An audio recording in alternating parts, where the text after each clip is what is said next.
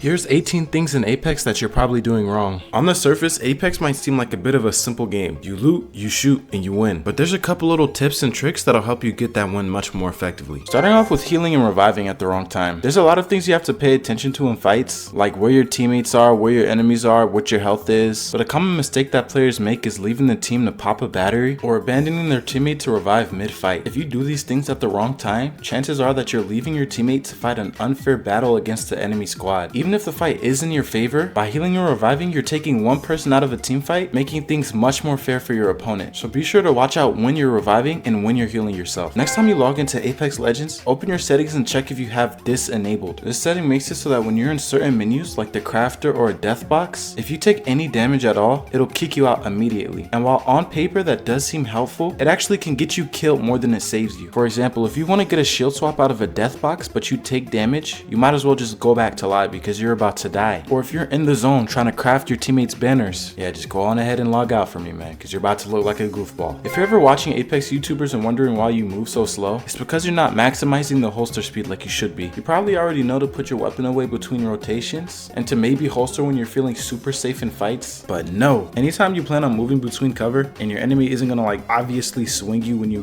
get to where you're going, you should have your weapon holstered. It's probably not gonna be a long instance of holstering your weapon, but these small little speed boosts are gonna add up and add up and add up and hopefully give you the advantage in a fight. Even though Ashe is definitely a shadow of her former self, she's still actually pretty nasty. And for any more recent Ashe mains, there's some text that you might want to know. Usually as an Ashe, when you're in a bad situation, it's easy to just whip out your portal and throw it at the first thing you see, even though your enemies will definitely chase you. But there's actually a way for you to completely deny most of your enemies that ability. If you're on a high ledge and you jump off of it, dash forward, and use your portal at the same time, any legend who has no vertical mobility will not be able to chase you, which will absolutely save your life. Another thing that people don't really think about is your FOV. Playing with the low FOV is actively holding you back because you just see less of the game. This is definitely a sleeper setting that changes the way you play most games. It also makes you feel like you're running faster. It's obviously a placebo and more of an optical illusion, but in my opinion that speed boost makes me feel like I'm playing the game a little better. But if you haven't already,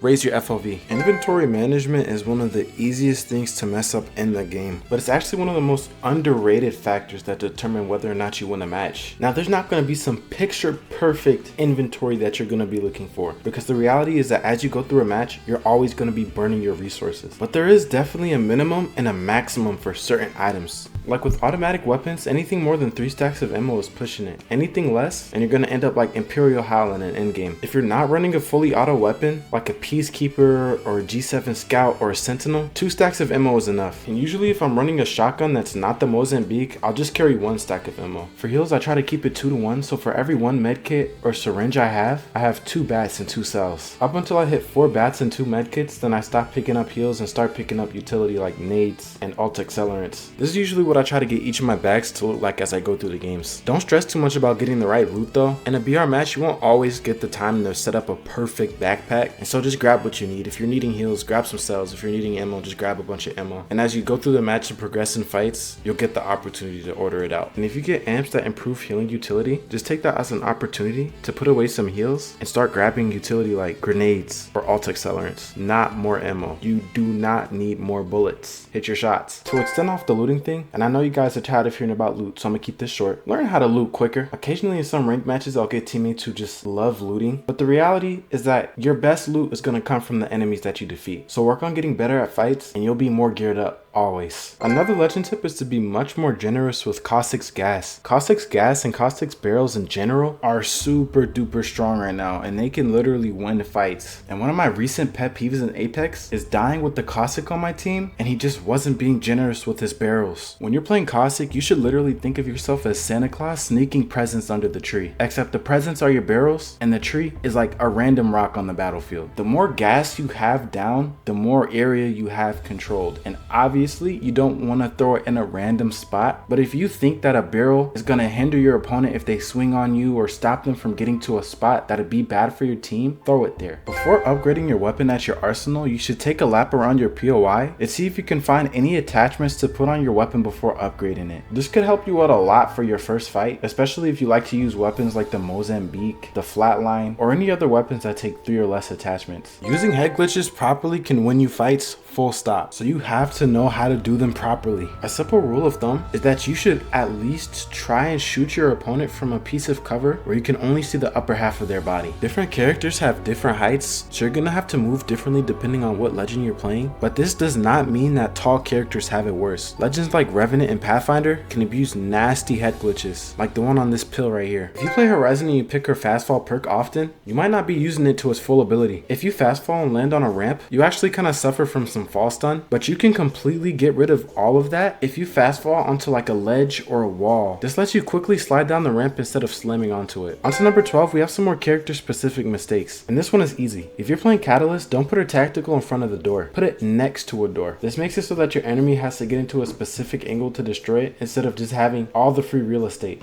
Another mistake you're making is not playing with your 3D damage indicator on. It literally tells you exactly where the bullets are coming from. And even though both of the indicators give you a rough idea of where your enemies are, the 3D indicator gives you one extra axis to make decisions based off of. If you're running a 2D indicator only and someone beams you from high ground or low ground, you have to guess where to look behind you. And that tiny hesitation might get you killed. But if you have a 3D indicator, you'll have much more information when turning around or just running away. Another setting that's sabotaging you is controller vibration. I know you probably enjoy playing the game with the controller on your lap, but you're gonna have to put that bad habit away. This setting ruins your aim. You may not recognize it because you're used to playing with vibration on, but the difference with the setting on and off is night and day. I'm not even gonna continue explaining it. Just hop on controller, play with the vibration on for 5 minutes, and then shut it off, and you'll see the difference. Although the vibration is super immersing, it can definitely become pretty overwhelming in the wrong conditions, which is why unless you're strictly just trying to have some fun on the game, you should probably turn it off. Let's go to things that you do wrong after you lose your fight. A lot of times when people get down, they get tilted and they kind of mentally clock out of a fight. But as a teammate, when you're knocked down, the fight isn't over. One thing you can do while you're knocked is spam ping all the enemies that you can see and calm to your teammates what they're doing and where they're going. You may think it's annoying, but that's because you're thinking about your teammates who run, get knocked, and spam ping at their feet, then disconnect. What you should be doing is spam pinging the enemy and relaying to your teammates all of their movements. In the same vein, while you're spam pinging and making calls for your teammate, you're probably going to want to try and call to them if you can, so that you can give them your knockdown shield. If your first instinct after you go down isn't to get to your teammate and give them a knockdown shield if you can, then I don't know, you gotta lock in. Another small but common mistake that's getting you cooked is peeking the same angle every time. You're basically gifting yourself to the enemy, and if they have any brain cells at all, they're gonna read you like a book and start pre-firing or just pre-aiming the spot that you keep re-peeking from. Break the pattern, change your timing, switch sides, anything that makes you unpredictable. If you keep giving the same peek on repeat, the other team literally doesn't have to outplay you. Tip number 19 is the most important tip I could give anybody. Stop blaming your teammates for everything. It's the fastest way to stop yourself from improving. The reality is that if you hit your shots, position better, or were overall just a better player, you would win much more fights. There's like 800 videos of people solo queuing to the rank that you desire to be at. So yeah, sometimes your teammates are just garbage and there's nothing you can do, but the better you get, the better the outcome. So blame yourself for everything. Hey, if you found this video at least mildly entertaining, go on ahead and tap that subscribe button. I'm trying to hit 10,000 subscribers by the end of the year.